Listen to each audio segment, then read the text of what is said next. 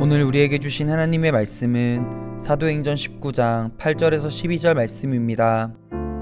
바울이 회당에 들어가 석 달 동안 담대히 하나님 나라에 관하여 강론하며 권면하되 어떤 사람들은 마음이 굳어 순종하지 않고 무리 앞에서 이 도를 비방하거늘 바울이 그들을 떠나 제자들을 따로 세우고 두란노 서원에서 날마다 강론하니라. 2해 동안 이같이 하니 아시아에 사는 자는 유대인이나 헬라인이나 다 주의 말씀을 듣더라. 하나님이 바울의 손으로 놀라운 능력을 행하게 하시니 심지어 사람들이 바울의 몸에서 손수건이나 앞치마를 가져다가 병든 사람에게 얹으면 그 병이 떠나고 악귀도 나가더라. 오늘 이 말씀에 많은 은혜 받으시기 바랍니다.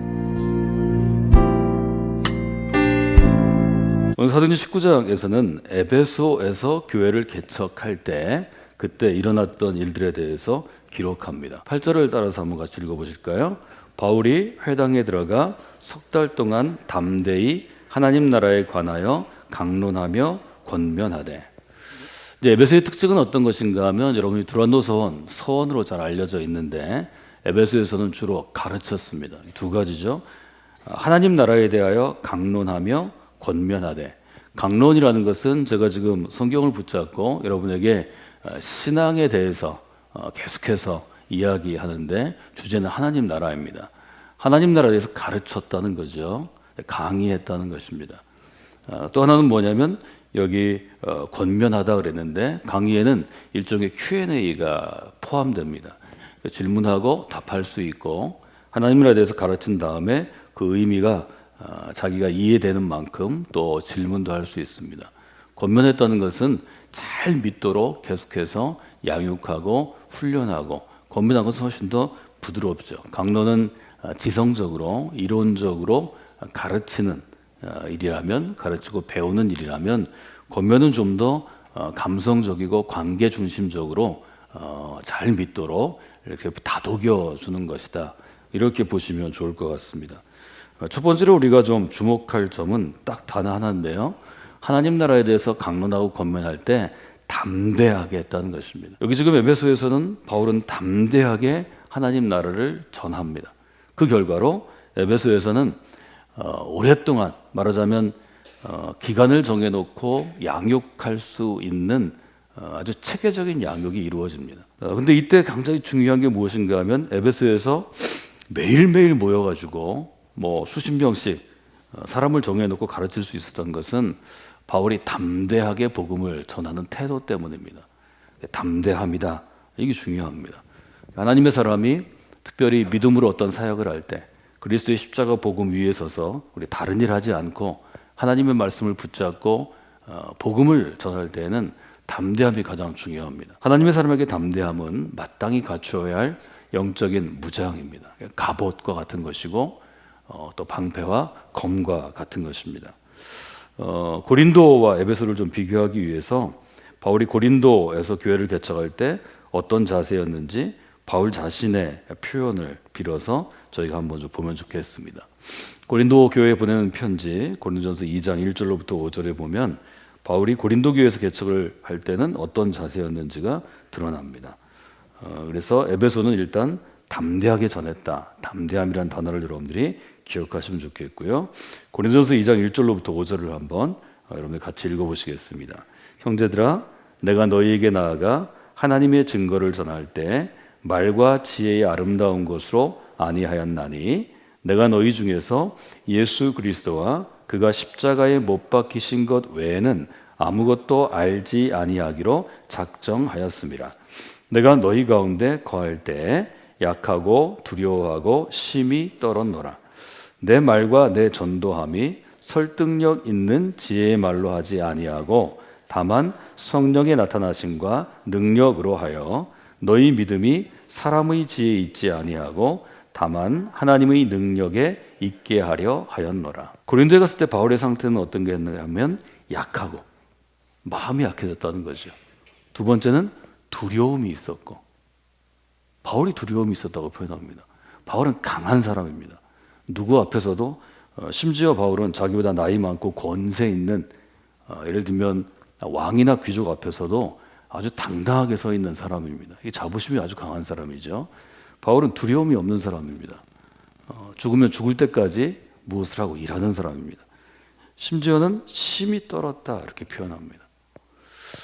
고린도 교인들 때문에 바울이 뭐 약하고 두렵고 떨었다 이렇게 볼 수는 없습니다. 우리가 바울의 자세를 보면 에베소에서는 담대히 전하는 자세고 고린도에서는 약하고 두렵고 떨었습니다. 이것은 내가 지금 복음을 전한 대상, 어떤 사람 때문에 그러는 것은 아니죠. 지금 그걸 얘기하는 게 아니고 바울에게 있어서는 복음을 전하는 결과에 대해서 아주 분명한, 아주 민감한 리더십이었다고 볼 수 있습니다. 말하자면 고린도에 있을 때는 내가 지금 교회를 개척하고 또 복음을 전하고 누군가의 전도해서 세례를 주고 그리스도인으로 만들고 이 사람을 헌신된 그리스도인으로 만들어서 교회를 세우는 결과에 대한 확신이 없었습니다. 잘 안 될 수 있겠다. 근데 이건 해도 잘 안 될 것 같아. 이런 마음이 들으면 자기가 갖고 있는 능력보다 훨씬 위축됩니다. 바울은 지금 고린도에 있을 때 굉장히 위축되어 있는 거죠. 에베소에서는 담대하게 전했지만 고린도에 있을 때는 약하고 두려워하고 떨었습니다. 왜 그럴까 하는 것은 고린도에 가기 전에 바울이 머물렀던 도시가 아텐입니다. 이게 아테네입니다. 바울은 아테네 갔을 때 큰 기대가 있었습니다. 그것은 아테네는 그 당시에 일종의 지성의 중심지였기 때문입니다. 로마 제국의 중심이 로마에 있다면 바울은 지성인이고 배운 사람이고 지금으로 가면 공부한 사람이었기 때문에 늘 아테네에 대한 일종의 애정이 있었습니다. 그래서 바울은 아테네 갈 때 굉장히 애정을 가지고 기대를 가지고 왔습니다. 아테네는 철학자들의 도시이고 또 철학의 도시입니다. 헬라 철학, 그리스 철학의 일종의 발상지이고 성지입니다. 바울이 마음 가운데 꿈꿨던 것은 그리스도의 십자가 복음을 가지고 이 철학자들의 학교가 많은 철학 학파들이 생기고 철학자들이 많은 아테네에서 일종의 한 자리를 잡는 것, 아테네 교회를 개척하고 세운다는 것은 그에게 큰 영광이고 영예였습니다. 그래서 바울은 아주 이 지성의 도시 아테네 갔을 때 기대도 했고 또 자기가 철학자였기 때문에 충분히 논쟁에서 이길 수 있다고 생각한 것 같습니다. 결과는 어땠나요? 바울은 철저하게 실패합니다. 아테네에서는 개종자를 얻지도 못하고 교회도 개척하지 못하고 도망 나와야 합니다. 유대인들이 엄청나게 반발합니다.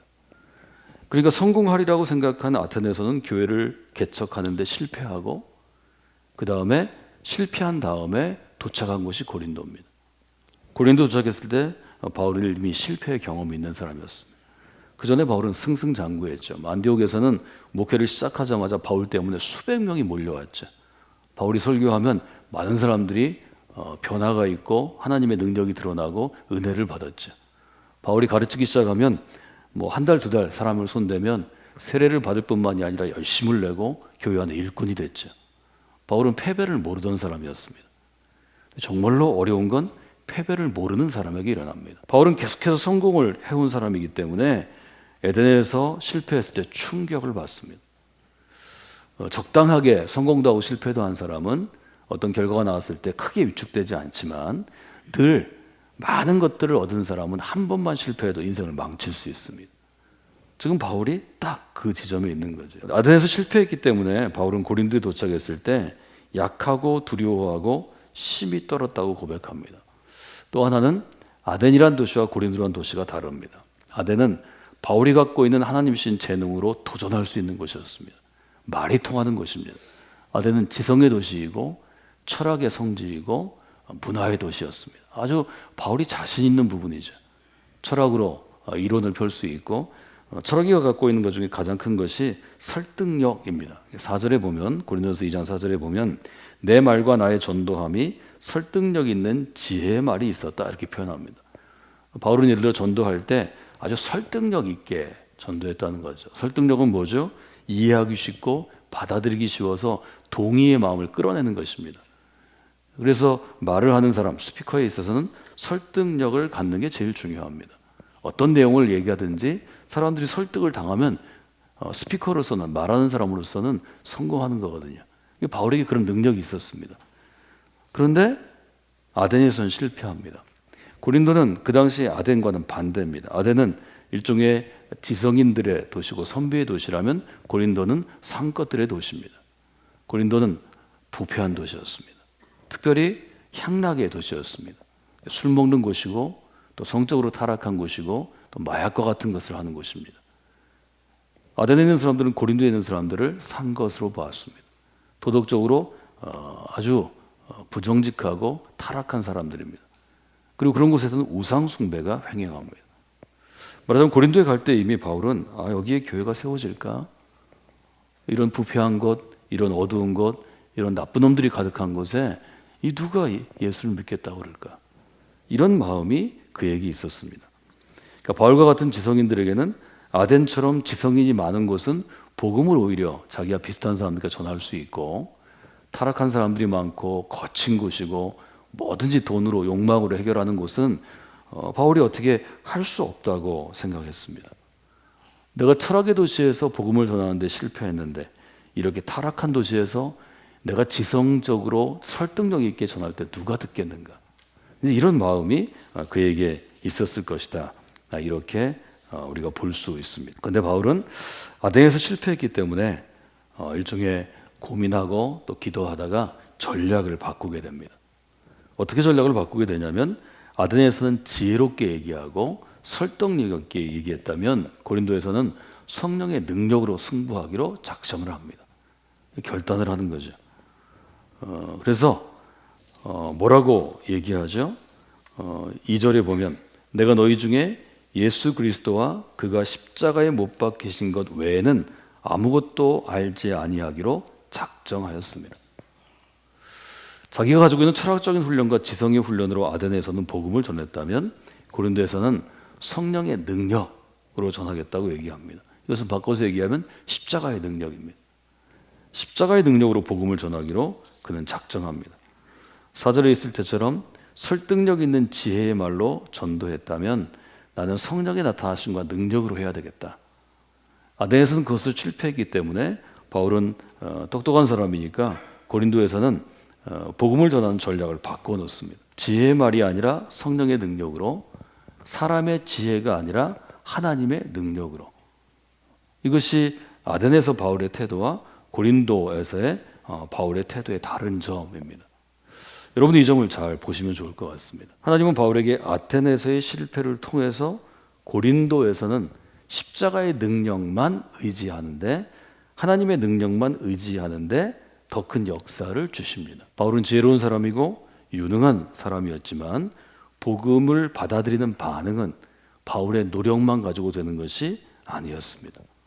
바울은 에덴에서의 실패 때문에 고린도에 가서는 성령의 능력을 의지해서, 하나님의 능력을 의지해서 복음을 전합니다. 그 결과로 좋은 성공을 거둡니다. 고린도는 바울이 생각했던 것보다 훨씬 더 성과가 좋았고 교회가 형성되었고 교회가 커졌습니다. 부흥했습니다. 거기서 성공을 경험했기 때문에 그 기분과 그 마음을 가지고 그가 에베소에 왔을 때 에베소에서는 더 담대하게 복음을 전할 수 있었습니다. 성경은 이것이 하나님의 방법, 즉 하나님의 길이라고 우리에게 도전하는 것입니다. 우리가 하나님의 때에 하나님의 길로, 하나님의 규모로 제가 이렇게 쭉 여러분에게 말씀을 드렸는데, 하나님의 길로를 알 수 있는 좋은 예가 바로 여기에 있습니다. 정리해 보면 바울은 에덴에서는 자기의 방법, 사람의 지혜로 실패합니다. 고린도에서는 사람의 지혜를 좀 내려놓고 하나님의 능력을 가지고 바울이 승부합니다. 그 결과로 하나님의 능력이 임하는 체험을 합니다. 에베소에 와서는 이 두 가지를 균형 잡히게 사용합니다. 하나님의 능력으로 담대하게 전하고 강론하고 권면하는 것은 바울이 가지고 있는 설득력 있는 지혜의 말을 쓰는 거죠. 이 균형 잡힌 사역이 이루어졌다. 저는 그렇게 봅니다. 무엇보다 담대함은 하나님의 능력에서 오는 것입니다. 이 하나님의 능력은 여러분들이 믿음 가운데 무릎 꿇을 때 나오는 것입니다. 지혜의 말, 설득력 있는 말, 다른 사람이 들을 수 있는 말은 책을 붙잡고 파고 훈련 많이 받아야 합니다. 그래야 지성이 갖추어집니다. 그냥 갖춰지는 거 아닙니다. 그런데 하나님의 일은 지성만으로 되는 게 아닙니다.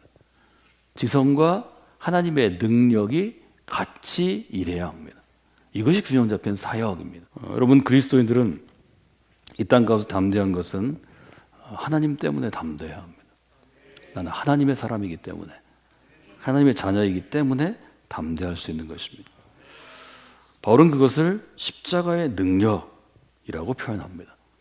제가 그래서 고린도 전서에서 중요한 구절을 앞에서 가져왔는데, 제가 여러분에게 암송하도록 권하는 구절은 고린도전서 1장 18절입니다. 따라서 하실까요? 십자가의 도가 멸망하는 사람들에게는 미련한 것입니다. 그러나 구원을 받은 우리에게는 하나님의 능력입니다. 십자가의 능력은, 십자가는 사형수, 즉 사형의 틀, 도구이기 때문에 헬라인들에게는 아주 미련한 것입니다. 아주 수치스러운 것입니다. 근데 바울은 오히려 그 십자가의 도를 세상을 구원하는 하나님의 능력, 복음으로 해석했기 때문에 너희들에게는 이것이 수치스러운 것이지만 우리한테는 하나님의 능력이 일어나는 지점이다. 그렇게 얘기합니다. 그래서 고린도전서 1장 23절에 가면 헬라 문화 가운데 헬라 문화를 가장 타락하게 즐겼던 고린도의 사람들에게 우리는 십자가에 못 박힌 그리스도를 전합니다. 아주 분명하게 얘기합니다. 이것은 유대인에게는 거리끼는 것이지만, 유대인에게는 이것들이 방해가 되는 것이지만, 또 이방인들에게는 미련한 것이지만 우리에게는 하나님의 능력입니다. 분명하게 얘기하죠. 그리고 고린도서 2장 2절에 가서 아주 유명한 고백하죠. 나는 예수 그리스도와 그리스도께서 십자가에 못 박히신 것 외에는 아무것도 알지 않기로 결심한 사람입니다. 자기가 갖고 있는 지성적인 훈련이나 유대의 전통을 내려놓고 십자가만 붙잡겠다고 이야기하죠. 그렇기 때문에 저희가 처음에 봤던 이 바울이 에베소에서 가지고 있던 담대함은 하나님의 능력으로부터 오는 것입니다. 성령의 능력으로부터 오는 것입니다. 바울의 표현으로 하면 십자가의 능력으로부터 오는 것입니다. 저는 오늘 여러분에게 우리 교회를 위해 기도할 때 이 부분을 붙잡고 기도하기를 원합니다. 하나님, 저희 교회가 담대한 교회 되기를 원합니다. 그 담대함이 하나님의 능력으로부터 오기를 원합니다. 성령의 능력으로부터 오기를 원합니다. 십자가의 능력으로부터 보기를 원합니다. 이 점을 놓고 여러분이 기도하시면 저는 여러분들이 담대하게 이 땅 가운데 살아가는 그리스도인이 될 수 있다고 확신합니다. 여러분 그런 분들이 되시고 우리 교회가 좀 그런 교회 되도록, 우리 교회가 좀 십자가의 능력과 하나님의 능력을 더 자랑할 수 있도록 여러분이 함께해 주시면 좋겠습니다.